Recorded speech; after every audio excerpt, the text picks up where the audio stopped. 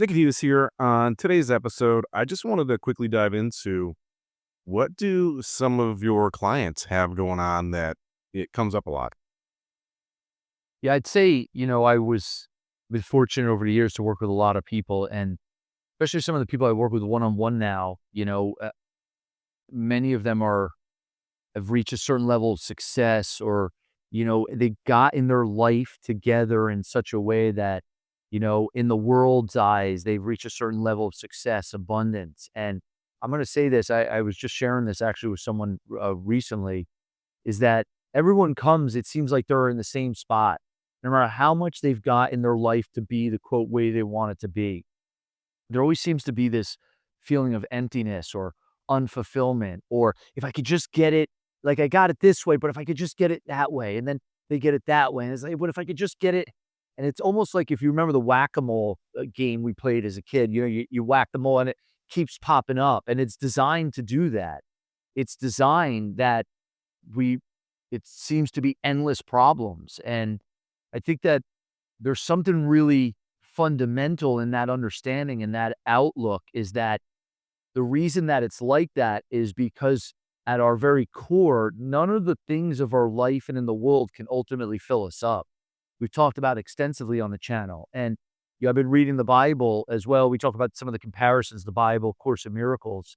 And, in the New Testament, I had completed the New Testament recently, and a lot of the Paul's letter to the Corinthians or Ephesians, and, you know, uh, really what the apostles were understanding, it comes down to what Jesus was talking about, is that I'll give it to you from this perspective. We can't look to the world and look to God at the same time. Which, what does that mean? If my investment is in the world, then I'm always gonna come up short. That's why Jesus said, "Do not offer your treasure up where moth and dust doth corrupt and thieves break in, but offer it up in heaven where your Father is, because where your treasure is, there your heart is also." Well, that's the foundation of also Jesus' teaching in A Course in Miracles, is that any investment in the outside world, so think of it through our physical eyes, any investment through our eyes in the outside world is always gonna come up short, and we're always gonna feel unfulfilled. It's designed that way. Now, that doesn't mean that we get rid of our business and our, the things we do and our responsibilities, investments, and things like that. It's not that at all. But what it is about is it's about opening up the spiritual sight.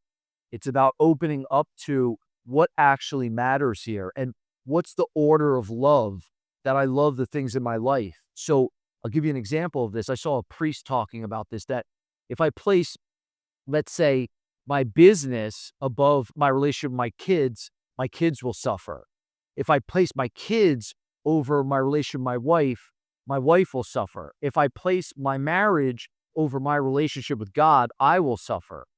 So through putting things in the proper perspective and understanding that the most fundamental thing that we have is the relationship with the Holy Spirit, the relationship with God. And if that is not on the altar and we look to put something else on the altar, we will always suffer. I don't care how much we have a good run at it, where it's like, oh, it's all working out. Everything changes.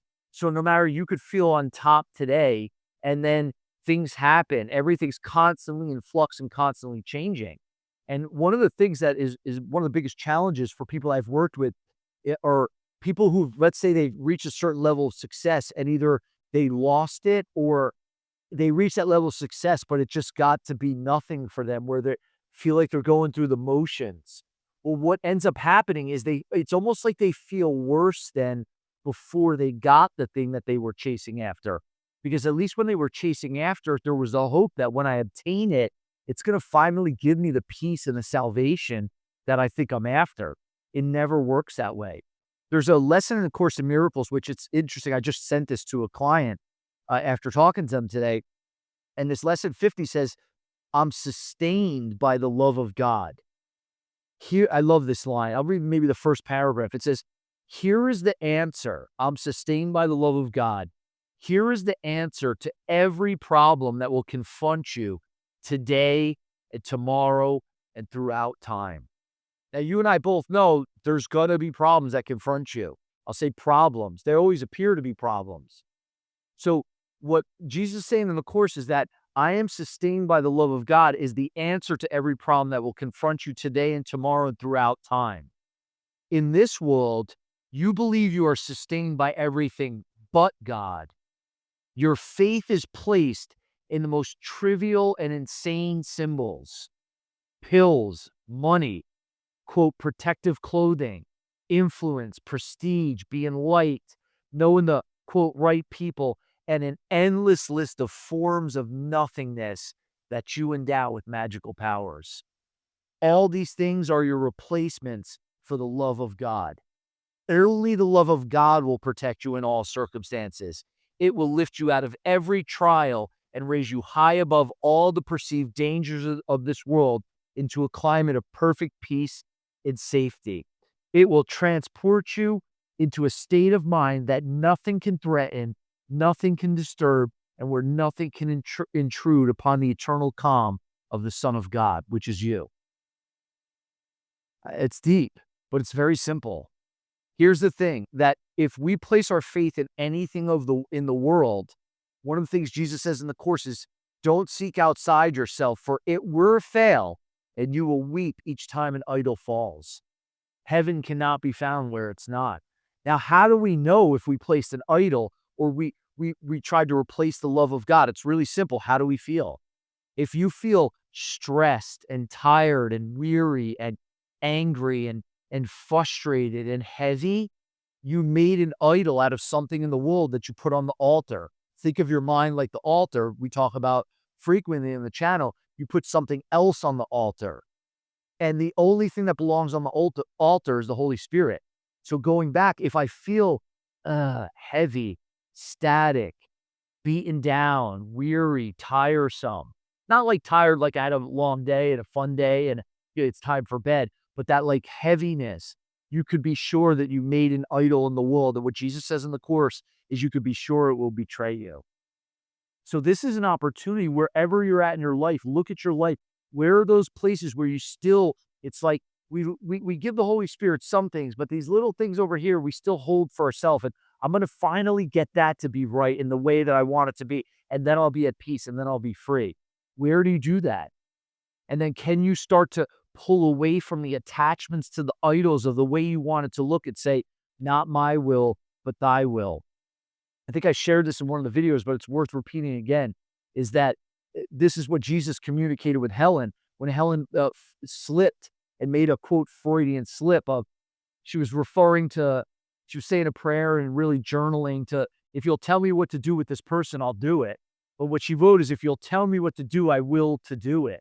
And what Jesus says is that in that moment, in that slip, you are aligning your will with God's. And then Jesus corrected it and even a bit further and said, if you will tell me what to do, only that I will to do. And he said to Helen, this is the way that leads out of the desert forever.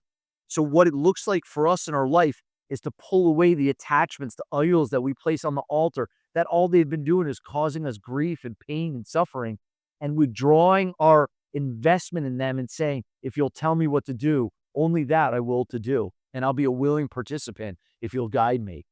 So look in your life and look for those places of frustration, of pain, of suffering, of anger, of conflict, and look at the idol that you've made out of the situation or the person and see if you could withdraw your investment into it and turn your eyes towards God, into the Holy Spirit, and put your full investment into the Holy Spirit to be guided. And you will be guided very specifically. All you need to do is listen.